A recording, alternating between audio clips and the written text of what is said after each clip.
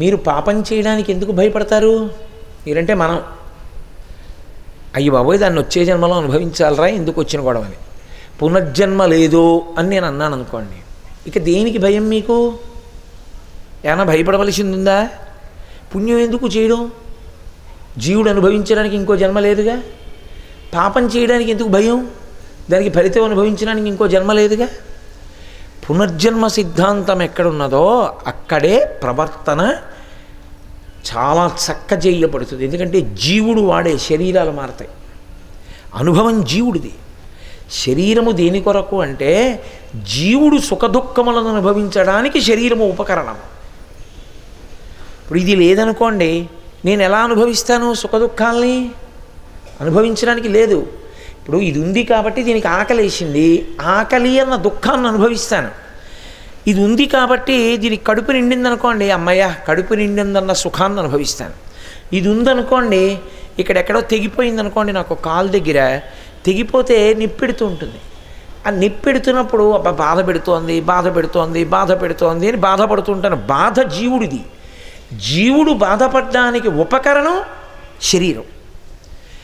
సుఖం జీవుడిది. జీవుడు సుఖపడడానికి ఉపకరణం శరీరం. మంచి ఎండగా ఉంది, పడుకున్నాను. బా ఏమిటో ఈ ఉక్కపోతాను, అటు తొల్లి బాధపడుతున్నాను. ఉండండి గురువుగారు, మీకోసం ఎయిర్ కూలర్ పట్టుకొచ్చాం, ఇదిగో పెడతాం పడుకోండి అని పెట్టారు. ఇప్పుడు ఒంటికి చల్లటి గాలి తగిలింది. శరీరము తనంత తాను జడము, కర్మ జడము. లోపల ఉన్నటువంటి చిత్ చైతన్యం ఉన్నంతసేపే దీనికి గొప్పతనం. అందుకే చిత్ జడ గ్రంథి అని పేరు దీనికి.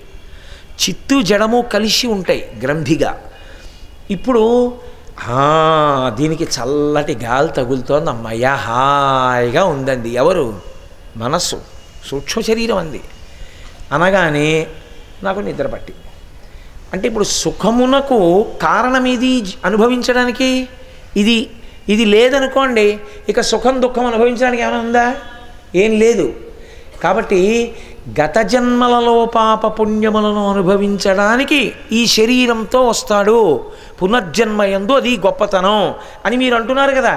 ఆ పునర్జన్మ యొక్క పాప పుణ్యములను తెచ్చుకుంటున్నాడనడానికి ఏమైనా నిరూపణ ఉందా అని అడిగింది ఆవిడ పరమాచార్య స్వామి.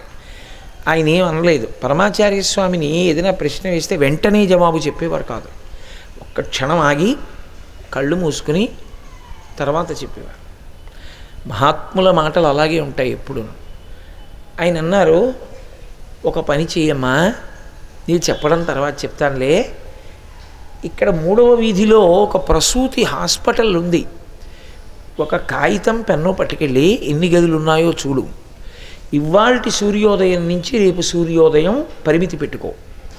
ఎన్ని గదులు ఉన్నాయి, తల్లిదండ్రులు ఎవరు, ఏ పిల్లలు పుట్టారు వ్రాసుకుని రా అన్నారు. ఆవిడ మర్నాడు వచ్చింది. ఏమైంది అన్నారు.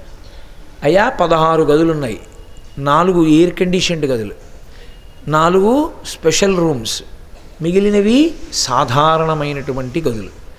ఇవి కాక ఒక ఆవిడ ఆ బయట ఉన్నటువంటి వరండాలో పురుడు పోసుకుంది. ఇదిగో ఫలానా ఆగర్భ శ్రీమంతుడికి లేక 40వ ఏట పుట్టేట ఈ అబ్బాయి ఫలానా గదిలో అని అన్నీ చెప్పింది. ఆయన అన్నారు, అయి తీరిపోయిందా అని అనుమానం అన్నారు. ఆవిడ ఒక్క క్షణం ఆగి అన్నీ చెప్పి తీరిపోయింది.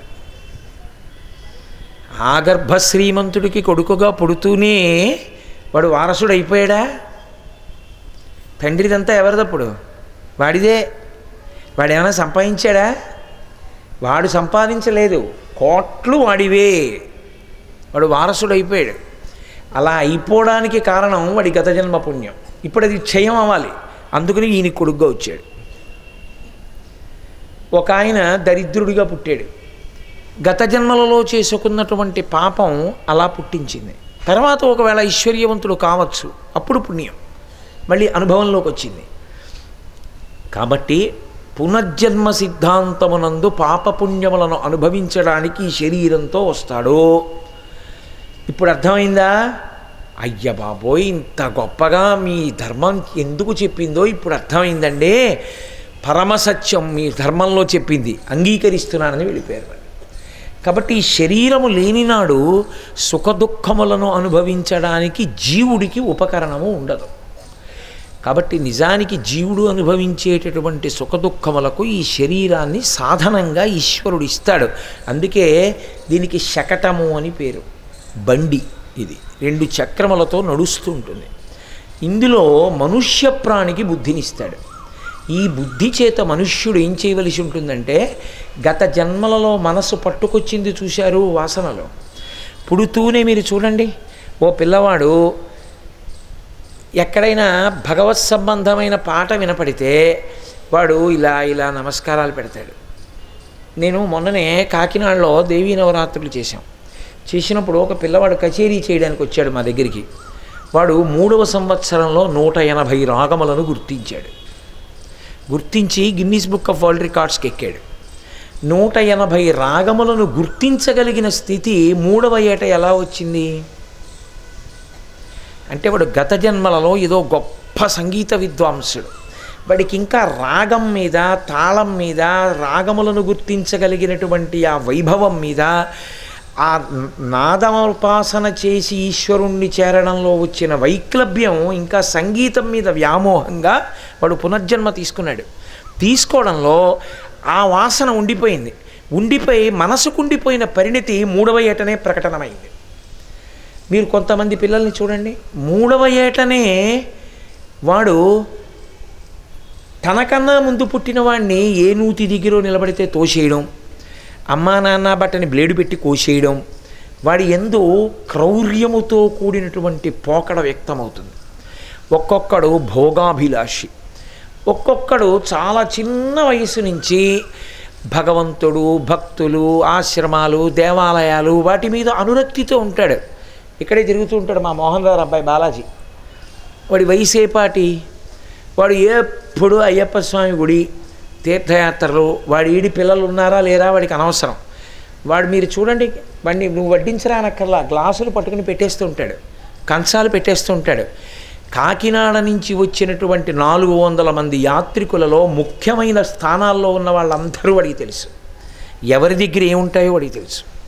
వాడిని ఇక్కడ కూర్చుని పిలిచి, ఒరే కొండలరావు నాయుడు గారి దగ్గరికి వెళ్ళి పోర్టబుల్ స్పీకర్ పట్టుకుని తొందరగా రమ్మంటున్నానని చెప్పు అంటే, వాడు క్షణాల్లో వెళ్ళొచ్చి కొండలరావు నాయుడు గారు వంటశాలలో ఉంటారని అక్కడ కూడా వెతికాను, లేరు అంటాడు.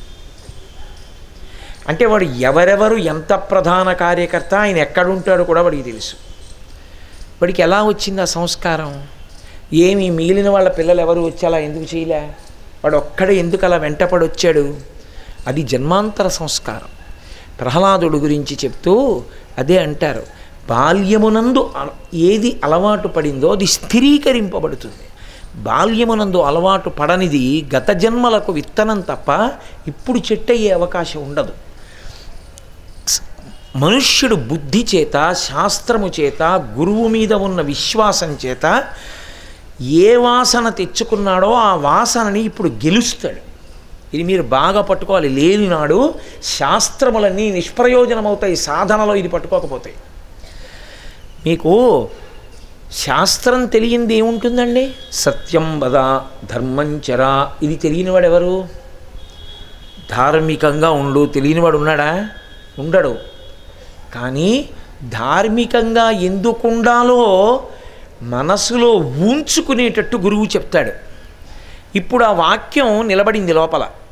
ఇప్పుడు అతను ఏం చేశాడంటే, పూర్వాశ్రమమునందు అతనికి కొన్ని చెడు అలవాట్లు ఉండేవి. అందుకే ఇద్దరు దేనికి ఉండాలంటే కల్మషాన్ని తొలగించడానికే ఉంటారు.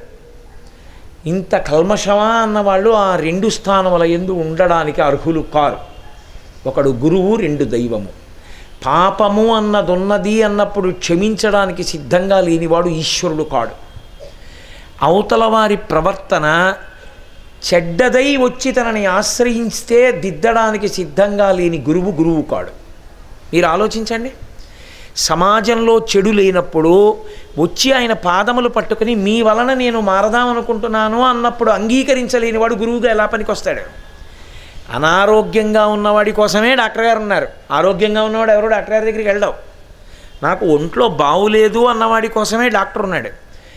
నాకు ధర్మము నుండి వైక్లభ్యమును పొంది ఉన్నాను, నీ మాటల చేత ప్రభావితుడనయ్యాను, ఇప్పుడు ధర్మమునందు నిలబడదాం అనుకుంటున్నాను, నన్ను నువ్వు ఊంచి పట్టుకుంటావా అన్నప్పుడు నేనున్నాను, గతాన్ని మరిచిపో, దాని గురించి బెంగపెట్టుకోవద్దు అని తనతో తీసుకెళ్ళగలిగినటువంటి సుడిగాలి ఎవరో వాడు గురువు. అలా తీసుకెళ్ళలేకపోయాడు అనుకోండి, ఆయన మాటల ప్రభావం ఏమీ నడవడి మీద లేదు, ఆయన మాటల వలన ఏమీ మార్పు లేదు, ఆయన మాటల వలన మీరు కొత్తగా నేర్చుకునేది ఏమీ లేదు అక్కడ. ఆయన మాటల వలన, ఆయనతో ఉండడం వల్ల ఇది ఇలా ఉంటుంది, ఇలా చెయ్యాలి అని మీకేమీ తెలియదు. ఆయన గురువు కాలేడు. నేను క్షమింపబడేదాను కాక, నేను ఉన్న మాట చెప్తున్నాను. ఎలా గురువు? ఆయన వలన మీ వాసనాబలం గెలవబడ్డానికి మీకు ఒక ఆధారం దొరకాలి. అందుకే గురువు ఎవరు అంటే, సర్వకాలముల యందు ఎవరు జ్ఞానాగ్ని అయి రగులుతూ ఉంటాడో, జ్ఞానానల ప్రభావేన తస్మై శ్రీ గురవై నమః అని చెప్పాడు పరమేశ్వరుడు పార్వతీదేవితో. రగులుతూ ఉంటాడు నిద్రపోతున్నా, ఎప్పుడు ధర్మము, కావ్యము, పురాణము, వేదము, స్మృతి వీటి గురించి అలా మననం చేస్తూ ఉంటాడు. అడుగు తీసి అడుగు వేశాడంటే ధర్మమే. అలా ఉండి మాట్లాడితే ఆ మాట అగ్నిహోత్రమే.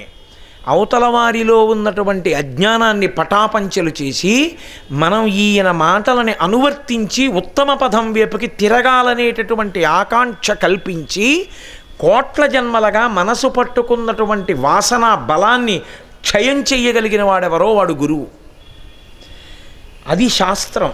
అందుకే శంసనాత్ శాసనాత్ ఇది శాస్త్రం. తెగేసి ఉన్నట్టు చెప్తుంది శాస్త్రం. కొంచెం మాధుర్యాన్ని జోడించిన, చెప్పవలసిన మాట చెప్పవలసినప్పుడు చెప్పవలసిన రీతిలో చెప్పగలిగిన వాడే గురువు తప్ప మొహమాట పడిపోయి చెప్పకుండా ఉండిపోయిన వాడు గురువు కాలేడు. ఎందుచేత అంటే గురువుకు ఉండవలసిన మొదటి లక్షణం, అసలు ఆయన ఎప్పుడూ కూడా ప్రతిఫలాపేక్ష లేదు. నాకు ఇది పోతుందేమో అన్న బెంగ ఆయనకేం లేదు, నాకేది లేదు అన్న పూర్ణుడు. కాబట్టి ఇప్పుడు ఉన్నదున్నట్లు మాట్లాడుతుంటాడు గురువుగారు. అందుకే ఇప్పుడు ఆ గురువు శాస్త్రము రెండూ ఏం చేస్తాయంటే, కోట్ల జన్మల నుంచి పాడు చేస్తూ వచ్చినటువంటి వాసనాబలం ఏదుందో దాన్ని పోగొట్టేస్తాయి. అందుకు బుద్ధినిచ్చాడు. బుద్ధి చేత అది నిర్ణయం చేస్తుంది. కాబట్టి దాన్ని ఆధారం చేసుకుని ప్రయత్నపూర్వకంగా మంచి ఎక్కడుందో అటువైపుకి తీసుకుని వెళ్ళగలగాలి మీరు శరీరాన్ని. అందుకే భగవద్గీతలో గీతాచార్యుడు అంటాడు, నువ్వు ముందే మారలేకపోయావు, మనసు తిప్పలేకపోయావు, శరీరాన్ని తీసుకెళ్ళి కూర్చోపెట్టడం మొదలుపెట్టు. రోజు గుడికెడుతున్నావు, ఇష్టం లేదు కానీ బలవంతంగా తీసుకెడుతున్నావు. 20 రోజులు పోయాక 21వ రోజున సాయంకాలం 6 అయ్యేటప్పటికి గుడికోటి వెళ్ళాలి కదూ అని అదే గుర్తు చేస్తుంది. మెల్లగా అనురక్తమవుతుంది. ఓ దేవాలయం దేవాలయమేనయ్యా అని ఒక కొత్త విషయాలు తెలుస్తాయి. ఇందులో ఉన్న తృప్తి, ఇందులో ఉన్న ఆనందం ఇందులో లేదండి అంటాడు. అలా మారిన మహాపురుషులు ఎవరున్నారో వాళ్ళు మహాపురుషులు. జన్మతః మహాపురుషుల కన్నా మారి మహాపురుషులైన వాళ్ళే చాలామంది ఉంటారు. అందుకే ఎక్కడ మార్పు వచ్చిందో అక్కడ గురువు ఉంటాడు. అందుకే గురువు లేని విద్య గుడ్డి విద్య. అక్కడుంది గురుస్థానానికి వైభవం సనాతన ధర్మంలో. గురువులకు గురువు పరమశివుడు. ఆయన ఈ లోకములన్నీ ప్రళయమునందు మారిపోతున్నా విశ్వనాథ స్వరూపమై మహానుభావుడు ఆయన అలాగే ఉండిపోయాడు. అటువంటి శివలింగం ఉన్నదే అది ప్రధానమైనది కాశీపట్టణంలో. నువ్వు ఏది చేశావన్నది కాదు, అదొక్కటి చూడగలిగితే చాలు. కానీ ఒకటి గుర్తుపెట్టుకో, చూడడానికి ముందు ఉండవలసినటువంటి శౌచసిద్ధి స్నానము చేత. ఇప్పుడు ఈ స్నానము అనేక రకాలుగా ఉంటుంది. గౌణము, ఇంటి దగ్గరే ఉండి ఎక్కడ మీకు రూమ్ ఇచ్చారో అక్కడే ఉండి చెంబుతో నీళ్లు తీసిపోసుకోవచ్చు. కానీ అది హీనాతిహీనమైన స్నానము. రోజు అంతే మనం చేసేది. అసలు అది నిజానికి శాస్త్రంలో అత్యంత హీనం. నీరు తీసి తల మీద పోసుకోకూడదు, తల నీటి యందు మునగాలి. తల నీటి యందు మునిగినదేదో అది మజ్జనము, అది స్నానము. ఇప్పుడు ఇంటి దగ్గర బకెట్లో మీరు మునుగుతారా? బకెట్లో చెంబుతో మీరు పోసుకుంటారా? బకెట్లో మునగలేరు. చెరువులో కానీ నదిలో కానీ తీర్థమునందు కానీ మునక వెయ్యాలి. సముద్ర స్నానము అన్ని వేళలా పనికిరాదు. కాబట్టి చాలా గొప్పది నదీ